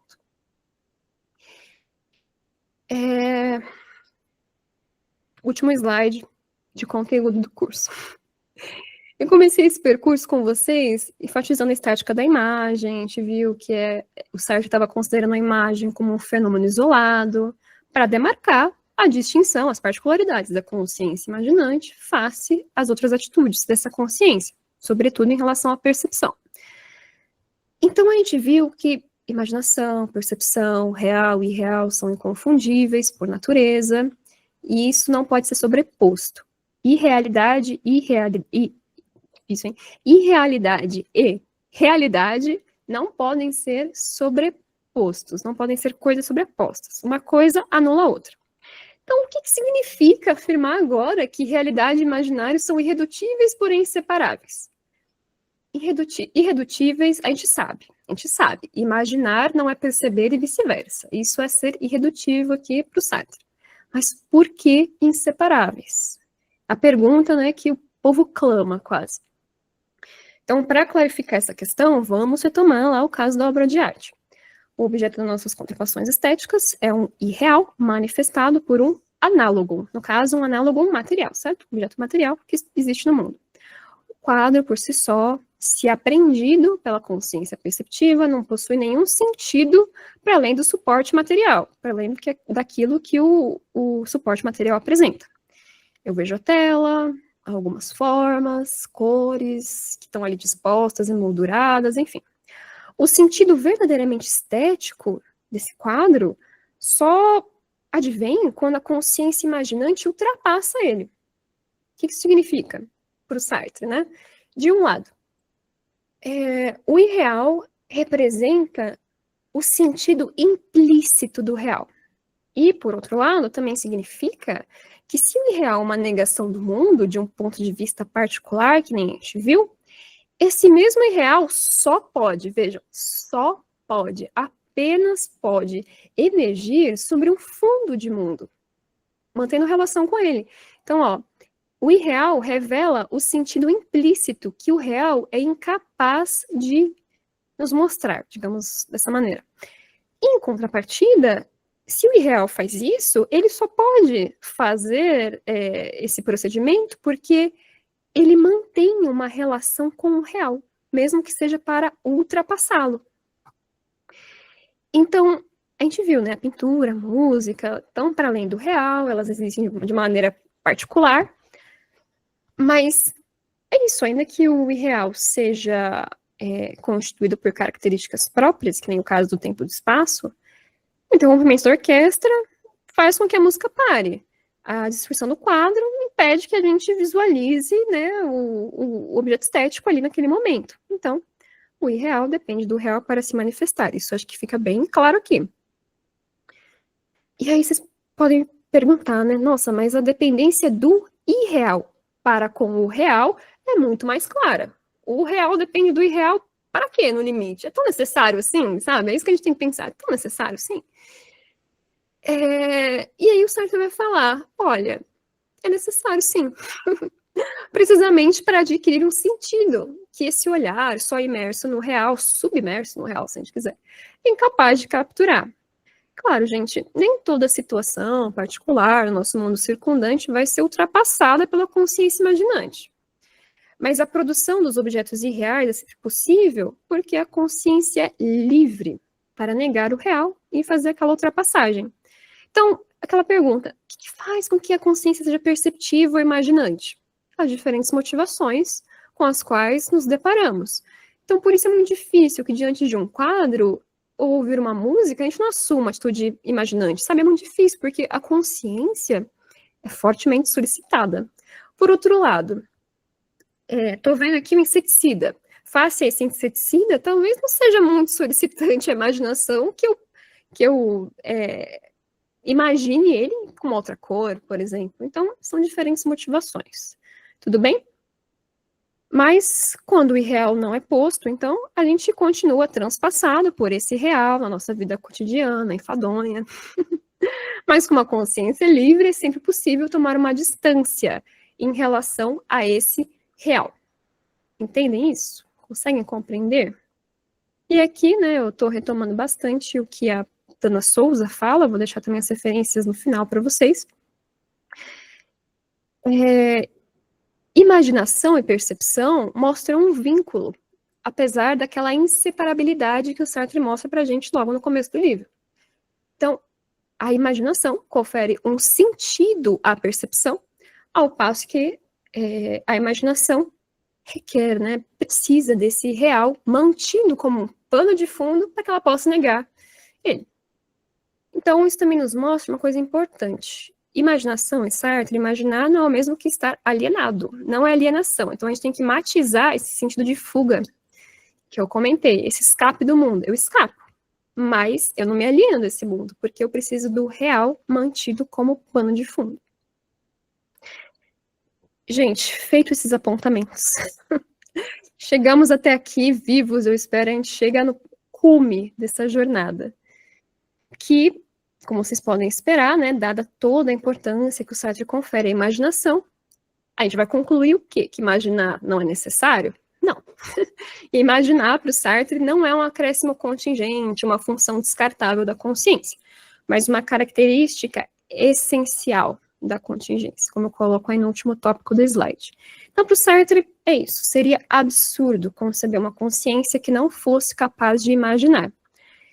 E nessa singela jornada, eu tentei minimamente, claro, com muitas limitações, né, tentando tornar um pouco mais palatável, tentando como que considerar essa temática da imaginação de uma forma séria, né, tal do modo como o imaginário requer, leva as discussões sobre a imagem a um outro patamar, né? Eu sou suspeita para falar, mas acho que fica bem posto, né, isso com as tarefas que o Sartre se propõe a fazer. E aí temos mais um slide? Não. Acabou. Chegamos ao final. E aqui as referências para vocês. Mas eu vou mandar também esse slide para que vocês possam consultar, enfim. E lembrando que essas aulas estão sendo gravadas, né? A gente vai disponibilizar no site no YouTube da FEFELESH. E aí, gente, só quero aproveitar então para agradecer. Acho que em nome do Israel, né, do Álvaro, se eles quiserem comentar também, eu quero agradecer muito a participação de vocês aqui no curso. A gente ficou realmente muito feliz porque foram muitas inscrições para o curso de filosofia, fenomenologia, quase 800 inscritos, é bastante coisa. E eu espero que tenha ajudado vocês. Também queria agradecer a Cultura e Extensão, né, da FEFELESH, por possibilitar isso, ao Sacrini, que é orientador do Israel, por ter topado a ideia, que isso é muito importante, ao GFEM também, que é um grupo de estudos que a gente faz parte. E é isso, não sei, Israel, Álvaro, vocês querem falar alguma coisa aí? Não, só agradecer também, muito obrigado a participação de todos, muito obrigado pela participação no chat também, então foi legal porque parecia que as pessoas estavam realmente assistindo, né, então tem curso que todo mundo fica calado, dá a sensação de que não tem ninguém, mas aqui não, foi o contrário disso, né, todo mundo chamou para falar mesmo, perguntou um monte de coisa, e pra gente isso é fenomenal. Eu agradeço de coração aí a participação, todo mundo que foi até o final. Muito obrigado, gente. Também queria agradecer a participação de todos e todas aqui no curso, foi muito bom. E também agradeço a extensão ao professor Sacrini. E, Agatha, antes que a gente termine, tem umas perguntas aqui no chat. Hein? Ah, sim, não vou fugir. Não vou escapar do mundo agora também. É, vim tentar ignorar, tô brincando.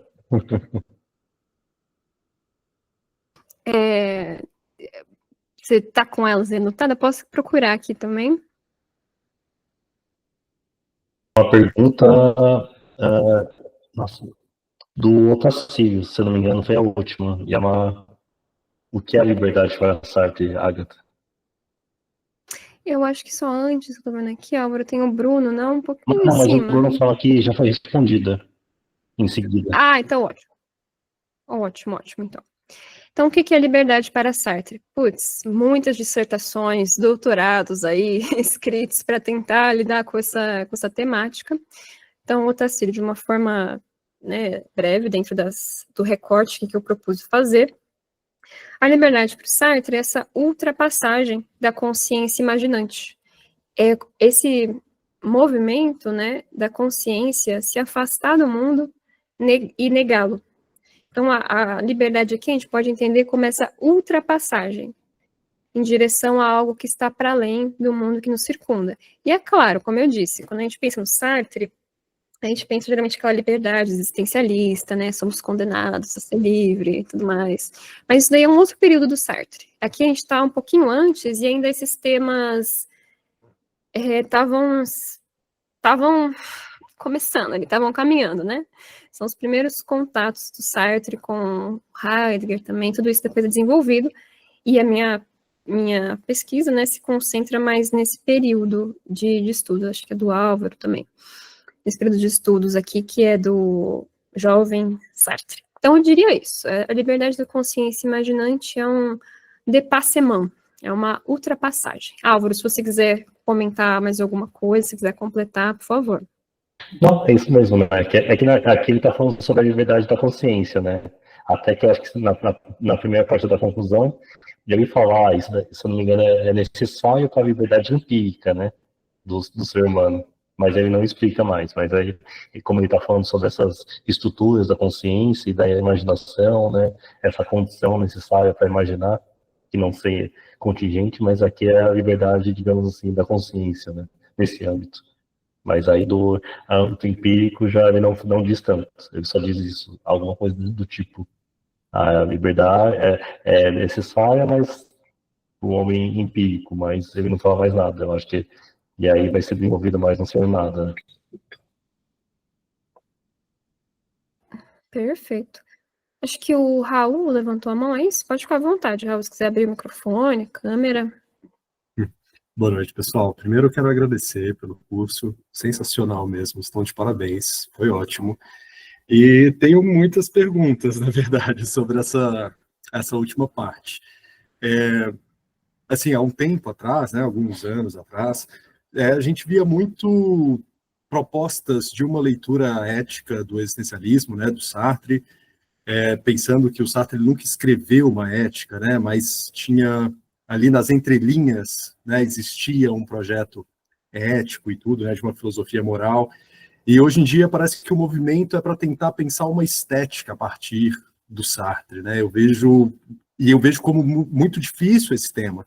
Né? Eu acho que a Tana Mara é justamente a que está na vanguarda disso, se debruçando sobre esse tema, né, com maior fervor, assim. A PUC-Rio publicou um livro chamado Sartre e a Estética, também que tem alguns ensaios que vão nessa direção, mas eu acho muito complicado, assim, difícil, porque se a gente pega essa perspectiva do imaginário e depois a gente pega lá a perspectiva do que é literatura, tem coisas, assim, que são difíceis de conciliar, pelo menos na minha interpretação, e eu gostaria de ouvi-los sobre isso, né, porque eu acho que ali no que é literatura tem alguns problemas de saída, assim, que, por exemplo, quando o Sartre está falando da música, o Sartre, ele claramente só está levando em consideração a música instrumental. O Sartre não leva em consideração a canção. E mesmo que a gente pudesse fazer uma ultrapassagem, né, assim, então a canção para o Sartre seria a poesia dentro da música, e o Sartre não considera a poesia como essa arte que pudesse ser engajada também. Mas aí também existe um certo anacronismo da parte do Sartre de não ter visto a ascensão de alguns compositores, como Bob Dylan, ou no caso do Brasil, Belchior, que introduz uma linguagem da prosa dentro do universo musical. E aí não sei como que o Sartre lidaria com isso, mas eu vejo que existem várias lacunas, né? E se a gente tem na perspectiva do imaginário que, falando de uma forma grosseira, existiria nesse ato imaginativo uma espécie de fuga do real, o que o Sartre está buscando no que é literatura é justamente o contrário. É uma arte que, né, se debruce sobre o real e desvele a realidade para o seu espectador, né? E aí existe uma outra conotação também, que para discutir o estatuto ontológico da arte, muita gente se baseia no capítulo ali do Ser e o Nada, do para outro, né? A arte como ser para outro. Enfim, diante de tantos questionamentos e tantas lacunas, pelo menos na minha interpretação, gostaria de saber de vocês se vocês acreditam nessa proposta de pensar uma estética, se é possível, um projeto estético dentro da filosofia do Sartre que seja linear e que não apresente rupturas, né? Fiquei muito interessado, gostaria de ouvi-los sobre isso e mais uma vez agradecer. Raul, eu que agradeço muito as questões, né? Acho que muito pertinentes, né? São excelentes questões aqui para o que a gente está discutindo. Não é fácil, né, também, lidar com isso. Mas, pensando, assim, um pouco nesse sentido de projeto contínuo, né, da estética no Sartre, eu acho que tem um movimento mesmo de tentar pensar a estética dele. Aqui no Brasil, né, isso cresceu bastante. Eu entrei nas pesquisas também sobre isso, um pouco tendo contato, né, com o artigo da Tana Mara e tal. E lá mesmo ela comenta, né, que, tal como uma ética, como você bem falou, o Sartre não tem um sistema, né, um sistema estético, uma ética sistemática. Mas não significa, né, que o que ele falou sobre o assunto seja menos denso, sem importância. Tudo isso a gente sabe. Mas então, parece que, se a gente não considerar a filosofia do Sartre como momentos estanques, como, que imaginário é o Sartre alienado, fuga do real. Depois é Sartre engajado. Não, depois é Sartre psicanálise existencial. Talvez a gente possa ver essas diferentes percepções sobre a estética, como você falou, sobre uma ética. Mas, a meu ver, né, e quando eu escrevi sobre isso e tal, o que eu tento pensar, e é também bem consonância com a Tana, claramente, com Franklin, Leopoldo Silva também, é que apesar dessas mudanças de ênfase, a estética tem uma parte central no Sartre, se considerados alguns pontos, e aí por isso que me baseamos na náusea. Que eu acho que lá, inclusive, não é a música instrumental que está em jogo, é o jazz, e é uma canção, chama Some of These Days. E é isso, inclusive, que o Rocantan gosta. Ele gosta de Some of These Days, You Miss Me. Então é isso que está um pouco em jogo. Mas é nesse sentido, né, que, como você bem comentou mesmo, que parece uma fuga do real, é o Rocantan querendo escapar da contingência, é a náusea que assola ele, então só a música, e depois no final do romance, né, a escrita ficcional, que tem essa mesma estrutura da irrealidade, parece capaz de dar conta. Então, parece que a ênfase do Sartre, de fato, nesse período, é um pouco marcar esse contraste real e irreal como náusea, afago artístico. Mas a gente viu, não é fuga, né? Porque o Rocantin percebe isso, tá nas linhas, né? Ele escuta a música pelo gramofone, ele fala, não, se o disco arranhar, se a cantora, por algum motivo, deixar de cantar, a música ainda existe. Então, acho que esse é um ponto. Mas aí, entre a literatura, que eu realmente não conheço tanto, mas o debate, eu sei alguns pontos, assim, parece que realmente é outra coisa, né? No sentido de que a música é uma arte não significante, né? Acho que é isso que o Sartre vai falar. É a literatura, que é a arte que engaja, que aí tem um outro foco mesmo nessa questão. Então, me parece que essa diferença de ênfase é bem posta, mas é isso, apesar de não ter um projeto estético, sistemático, isso é posto. E o Sartre, mas também retomando o que você falou, ele comenta muito sobre música instrumental, até tem umas entrevistas dele ao Michel Sicard, que é isso, né, ele falando sobre a música contemporânea, Schoenberg, ele fala até sobre o Joe Cage, e são coisas que parece que a canção não está muito posta, mas tendo em vista esse recorte, esse período, a náusea, que é sobretudo que eu me baseio, aí a canção também está nessa mesma estrutura, porque é a melodia, né? A melodia também está nessa estrutura da realidade, e a harmonia, se for um caso de uma música instrumental, também tem melodia, claro, mas tanto faz se é apenas sugerida pelos instrumentos ou se entoada, se interpretada por meio de uma letra. Eu talvez pensaria isso que você falou dessa forma. Agora, discussões assim, mais serionada e tal, eu fico um pouco mais nesse período. Não sei se o Álvaro quer comentar alguma coisa, se você quiser também compartilhar mais, quiser comentar, fica à vontade, mas eu acho que eu tentaria responder, que não é fácil, mais ou menos dessa forma. Na verdade, não tenho nada a comentar também, porque eu acho dificílimo, sabe, né, lidar com essa parte do Sartre sem dar, vamos dizer assim, meio que uma Schopenhaueriada nele, assim, sabe? Fica parecendo uma coisa meio Schopenhauer, se a gente não tomar cuidado, né? Então, realmente, eu acho muito difícil, eu acho muito sensível mesmo, e fico feliz que, né, tenham tantos pesquisadores dedicados a isso, né? Porque realmente é muito interessante e intrigante. E uma curiosidade, você comentou sobre o Damon, o comentário dele, que eu acho muito interessante, que ele fala que nesse final do imaginário, né, que fala, o Sartre, no momento que ele poderia realizar a redução fenomenológica, ele não faz. O Damon tem um comentário interessante que ele fala, olha, não é porque o público francês não estava acostumado com a redução, isso é uma bravata do Sartre, é porque ele já estava se afastando do Husserl. Então, aquilo ali de não realizar a redução já é um movimento dele a se afastar do Husserl, a se aproximar mais do Heidegger, e a ruptura definitiva lá na introdução do Ser e o Nada é que o Sartre vai negar a redução fenomenológica e falar, não é possível fazer esse negócio, isso aqui é delírio. Então, acho que esse comentário do Damon eu gosto, assim, eu acho tão ácido quanto o próprio Sartre. Israel, se quiser comentar aí, manda ver. Não, e eu também queria aproveitar para comentar que eu não sei em que sentido a redução fenomenológica ia resolver aquela pergunta, né? Se a consciência é só perceptível ou só imaginante. Mas que a redução fenomenológica não tem nada a ver com isso, assim. Como resolveria esse problema? Por isso que até foi bom você ter comentado isso, porque eu falei, não é só porque eu não sabia disso, mas não é só porque o público francês não conseguiria entender, porque não tem nada a ver uma coisa com a outra. Isso, para mim, é o que eu entendo de redução cronológica, né? Até o Sartre fala lá que o Damon, acho que explicita mais, né? É que aquele momento o Sartre tenta passar o campo do transcendental, né? Sempre a redução idética que está em jogo no imaginário, né? Pelo menos nessas partes que a gente tentou explicitar aqui, enfim. E aí, quando ele vai perguntar o que é essa consciência transcendental, se a imaginação está envolvida nesse campo da imanência. E aí, realmente, parece mais uma saída, né?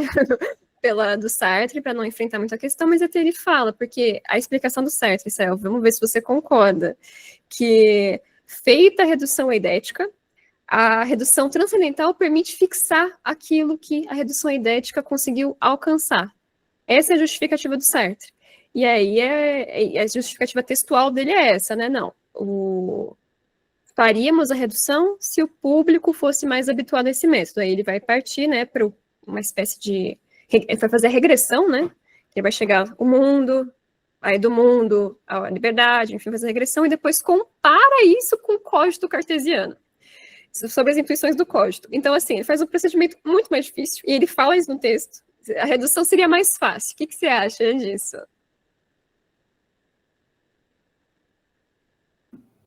Nossa, não sei. É porque é muito estranho para mim, porque é isso. Mas, a meu ver, redução é sempre um procedimento para a gente suspender a validade de ser do mundo. E só isso. O resto, isso é redução, é suspender a validade de ser do mundo. E eu não vejo como suspender a validade de ser do mundo tem alguma coisa a ver na capacidade de distinguir, por exemplo, consciência imaginante, consciência perceptiva. Porque esse é o passo posterior descritivo. E bom, no caso do Russo é por outros meios, né? Ele está simplesmente descrevendo o que é que se aparece para ele, o modo como a consciência se estrutura. Eu não sei. É que eu só achei engraçado isso, mas eu entendo que as coisas estão sendo feitas de formas diferentes, né? Inclusive, talvez tenha alguma diferença um pouquinho entre redução fenomenológica e idética do Russell para o Sartre também. Por isso que é bom matizar, né? Esse Sartre, bom discípulo do Russell. Quando a gente vê o russeliano ainda, é comum, né? Falando, não, Sartre estava fazendo outra coisa, mas não é bem a fenomenologia tal como proposta, né? Pelo Russell. Uhum. E é super válido, né? Cada um vai propor o que está fazendo. Mas é muito estranho que depois de muitos anos lendo Russell, né? Essa coisa, né? Uma ideia de uma coisa para reduzir vai te ajudar a distinguir consciência, assim, era mais esse ponto. Mas com certeza, já é uma filosofia muito diferente, né? E como o Raul comentou, né? Então ele já estava lá longe mesmo, muito mais longe do que a gente imaginava de Russell. Então esse contato com o Heidegger acho que marca bastante, né? Mesmo essa mudança. E até, você comentou, né, Álvaro, no próprio Diários da Guerra Estranha, o Sartre falou, não, esgotei Russell, vi tudo sob a ótica dele, e aí eu tive que passar por Heidegger. Em um ano. E tem a diferença também, né, desses 4 anos do lançamento da imaginação para o imaginário, né? E essa questão da conclusão e a última parte, né, do último capítulo do imaginário, a conclusão ser muito diferente do resto do livro. E até na conclusão ele começa a falar do ser no mundo, estar no mundo, do Heidegger, né? E aí esse contato que ele já fala, olha, no final dos contos, eu já tem a escrita da transcendência do ego, né? Que ele fala, olha, o Russell é um idealista, no final dos contos, não dá mais, então, e inclusive tem esse abandono da redução, né? E na própria imaginário, eu acho que uma ou duas vezes eu acho que ele cita Russell, e mais nada também. Já dá para ter essa diferença bem grande dos dois, e por isso que ele fala que, eu vou tentar fazer, digamos assim, um método kantiano, né? A crítica kantiana, digamos assim, quais são as condições de possibilidades para que uma consciência possa imaginar, né? Que fala, olha, no final das contas, está mais habituado a isso, mas é isso também, tipo, não fica mais habituado, mas também talvez isso já mostre também essa certa insuficiência da própria fenomenologia. E aí por isso que falam que a conclusão do imaginário já é uma abertura para o ser ou nada, né? Algumas ideias dessa questão da notificação, da negação. É até engraçado que o Sartre vai falar, né? Não, entendi o Russell porque ele parecia cartesiano para mim. Tinha uma aparência de cartesianismo, aí eu consegui me fiar mais. Bom, pessoal, agora também é um momento balanço, Sartre e Russell, assim, que a gente tentou trabalhar com dois autores que são difíceis, né? A gente vê que nem tudo do Sartre é o existencialismo e o humanismo. Nem tudo, né, são grandes máximas, embora seja um texto muito importante, muito interessante, né, do percurso filosófico dele, mas há outras coisas mais complexas e o Russell está aí, né, evidenciando isso por várias formas. Então, se também ficou alguma dúvida entre o caminho dos autores, acho que é um bom momento para a gente discutir, né, se tiver interesse disso, como a gente está fazendo, na verdade. Está satisfeito, Raul, com as questões? Está indignado ainda? Perdão, Celso, eu ia falar. Não, você vai falar que alguém tem que resumir os dois autores em 2 minutos. Não estou indignado nada, mas plantou uma pulga atrás da minha orelha, assim, porque eu já estava muito já estava muito tentado a tentar fazer uma leitura estética do Sartre no doutorado, assim, e isso está mexendo muito comigo, sabe? Eu vejo a dificuldade do tema, eu não sei se eu concordo com algumas coisas, e toda essa, sabe, eu acho muito truncado, mas é muito excitante também, assim, então tem alimentado bastante minhas inquietações. Eu sou suspeita para falar sobre isso, porque eu comecei o Sartre estudando a estética dele, então eu já mergulhei. Então eu já falei, aqui mesmo, aqui tá a pérola do negócio, mas eu sou suspeita, então. É porque eu acho que grande parte da dificuldade, assim, quando a gente tenta pensar essa estética sobre o prisma da literatura, eu acho que se torna uma tarefa um pouco menos difícil. Agora, quando a gente tenta buscar uma estética mesmo, assim, fica muito mais complicado, sabe? Pelo menos para mim, eu tenho sentido essa inquietação, assim. O Sartre fala muito Muito sobre mais denso. pintura, né? Acho que sobre o Tintoretto e tal, tem inclusive boas dissertações sobre isso. Essa parte da pintura, no Sartre, ela é mais clara, pelo menos, assim, porque ele vai trabalhar, né, com mais autores, depois acho que em situações também, se eu não me engano. Aí algumas outras artes, assim, foram mais negligenciadas, né? Por exemplo, a música, que aí parece mais abstrata, né? Como é que tá nessa dinâmica, mas eu acho que é um caminho bem fértil, mas como você falou, realmente é um pouco truncado, mas acho que tem bastante vias, né, para trabalhar isso também. Desafiador. E você, Patrícia, também é uma sartriana aqui de plantão.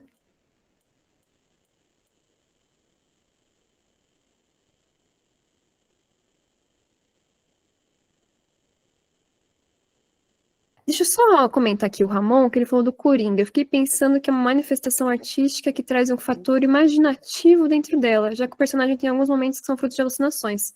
Então é interessante realmente o filme, porque eu já vi comentários, eu não vi nada muito aprofundado sobre isso, Ramon, de que o Coringa talvez estivesse numa certa psicose, né? Esse Coringa, pensando nesse mais novo, né? Talvez, não sei bem os outros, mas talvez fosse uma estrutura nesse sentido. Eu realmente não sei, teria que analisar, mas as alucinações, como eu comentei, o Sartre coloca nessa mesma estrutura da irrealidade. Então, alucinar para o Sartre é ver um objeto irreal, da mesma maneira. E, claro, tem algumas especificidades. No caso da esquizofrenia, o Sartre vai falar, não é também tão simples assim, né? São as quatro argumentativas que ele dá, na verdade, são bem complexos.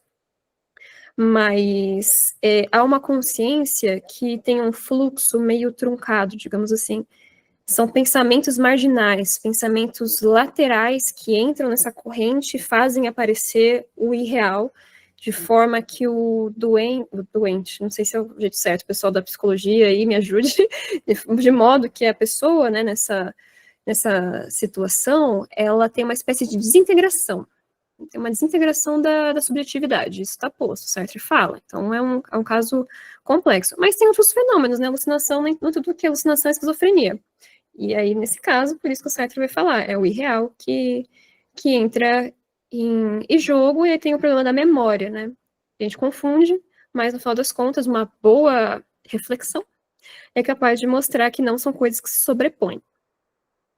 Então, a explicação ficaria mais nesse sentido.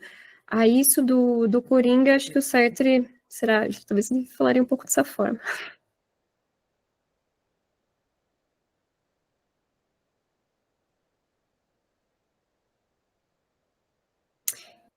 Bom, acho que é isso, né, pessoal?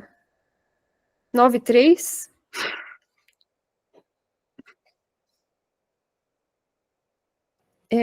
Sentimento, mais nada, então, nenhum comentário e tal. Novamente quero agradecer todo mundo que ficou até o final. É uma tarefa árdua aí. Eu espero que tenham sido bons momentos. Os certificados, acho que o quanto antes, né, a gente vai enviar tudo que for necessário. Também a disponibilização das gravações. Só reforçando para o pessoal, os certificados são enviados pela FEFELET, a gente não tem controle nenhum sobre o tempo, então pode ser que demore, e não adianta mandar e-mail para a gente, e eles pedem que não adianta mandar e-mail para eles também. É só para não ser cobrado, porque eles vão enviar tudo de uma leva só, então provavelmente devem esperar as informações de todos os cursos. Então, esperem, provavelmente em até um mês ele deve sair. Se demorar muito mais que isso, aí vocês mandam mensagem para a gente.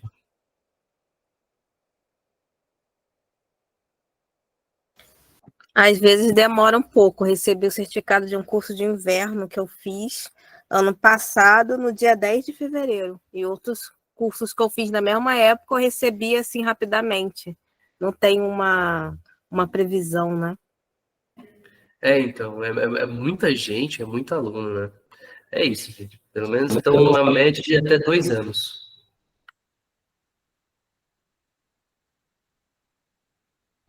Aí vocês vão poder lembrar, imaginar o curso de novo até lá. Olha que beleza.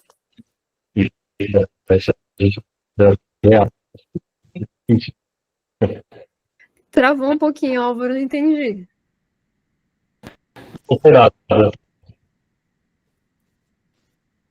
Humor e piadas. Bom, pessoal, então é isso. Prazer conhecê-los. Obrigada aí mais uma vez. E é isso. Boa noite. Até uma próxima oportunidade. Pessoal, parabéns pelo curso. Até breve. Obrigada. Boa noite. Até mais. Parabéns. Boa noite.